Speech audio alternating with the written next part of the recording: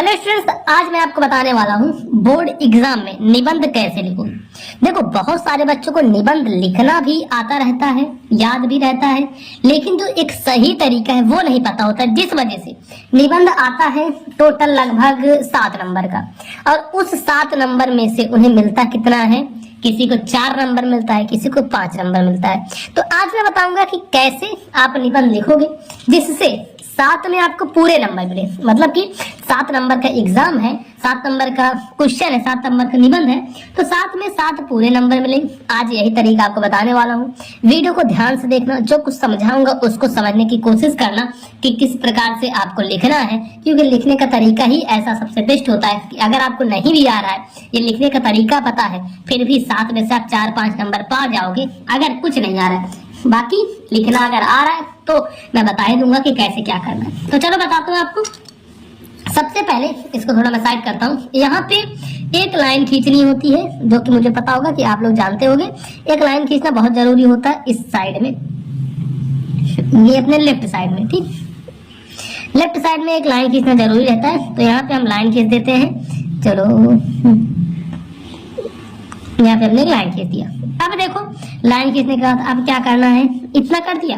अब इसके बाद यहाँ पे ऊपर सबसे पहले ध्यान रखना, जो चीज आपको बता रहा हूँ इसको ध्यान रखना, ध्यान में रखोगे तभी बहुत ज्यादा नंबर आपको मिलेंगे। यहाँ पे ऊपर प्रश्नोत्तर संख्या डालनी होती है, कौन सा क्वेश्चन नंबर कर रहे हो।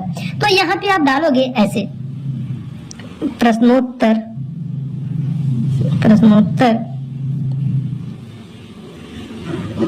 संख्या, प्रश्नोत्तर संख्या हम यहाँ पे डाल देते हैं 29 नंबर। मान लो 29 नंबर में आता है निबंध, ठीक। अच्छे से लिखना प्रश्नोत्तर संख्या, काली पेन से लिखोगे, फिर नीचे इस पे अंडरलाइन करोगे। अभी कुछ ऐसे ऐसे पॉइंट बताऊंगा।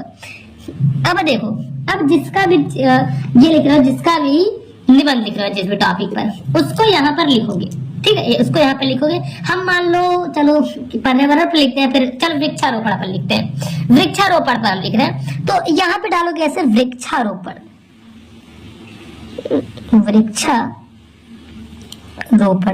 ठीक। वृक्षारोपण डाल दोगे, और इतना करने के बाद इसके नीचे भी इसको चाहे ब्रैकेट में कर दो या फिर ऐसे कर दो, और नीचे एक अंडरलाइन कर दो, ठीक। बिल्कुल ही सही तरीका बता रहा हूं। अब इसके बाद काली पेन लेना, काली पेन से रूपरेखा की हेडिंग डालनी। बहुत सारे बच्चे बस इतना किए, उसके बाद नीचे पूरा निबंध 2 पेज का लिख डालते हैं, ना कहीं गैप रखेंगे, ना कहीं काली नीली पेन का प्रयोग करेंगे, बस डायरेक्ट लिखना शुरू कर देंगे, तो उसी वजह से नंबर कटते हैं। आपको क्या करना है, देखो यहाँ पे काली पेन उठाना है और इधर साइड में रूपरेखा डालनी। यहाँ पे क्या डालोगे, रूपरेखा, ठीक। रूपरेखा डाल दोगे तो ऐसे कर दो। अब देखो यहाँ पे हमने रूपरेखा भी डाल दिया, इसको पेन से हम सही कर देते हैं, नीचे अंडरलाइन। अब रूपरेखा में देखो क्या चीज लिखना होता है। रूपरेखा में वे चीज लिखना है जो कि इससे रिलेटेड हो, और आप उसे हेडिंग के तौर पे अभी जब निबंध लिखोगे तो बनाओगे। अब हेडिंग के तौर पर आप क्या चीज बना सकते हो, ये चीज पहले समझ लो कि मैं ये चीज हेडिंग के तौर पे बना सकता हूँ। तो देखो, सबसे पहले जो इसमें अपना बनेगा प्रस्तावना। कोई भी निबंध हो जान लो, प्रस्तावना सबसे पहली हेडिंग बनती है, कोई सा भी निबंध रहे। तो देखो, सबसे पहली हेडिंग अपनी प्रस्तावना बनेगी, तो यहाँ पर लिखोगे प्रस्तावना। मैं लिखने का तरीका आपको बता रहा हूँ, प्रस्तावना।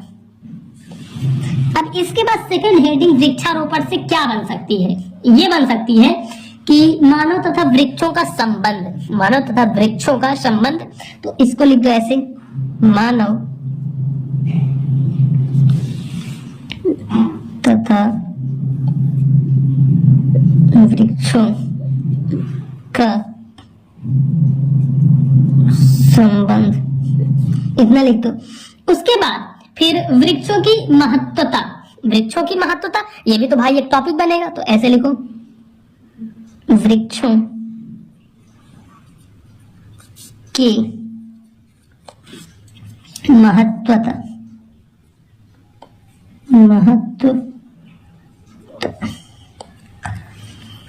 और उसके बाद लिखोगे वृक्ष और प्रदूषण।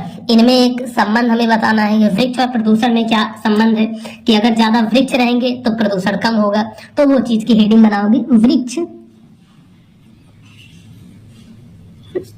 और प्रदूषण। ठीक है, वृक्ष और प्रदूषण।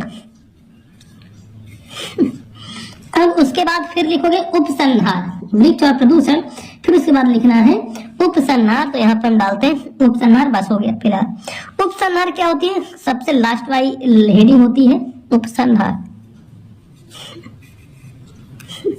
बस इतना कर दोगे। अब यहाँ पे आप सभी ध्यान से समझो, ये जितने भी एक एक पॉइंट्स करके, जैसे यहाँ प्रस्तावना, तो सबसे पहली हेडिंग अपनी बनी है प्रस्तावना, तो यहाँ पे काली पेन से हेडिंग डालोगे प्रस्तावना, ऐसे प्रस्तावना हेडिंग डालोगे काली पेन से, और इसके नीचे यहाँ पे इस प्रकार से करोगे ऐसे प्रस्तावना।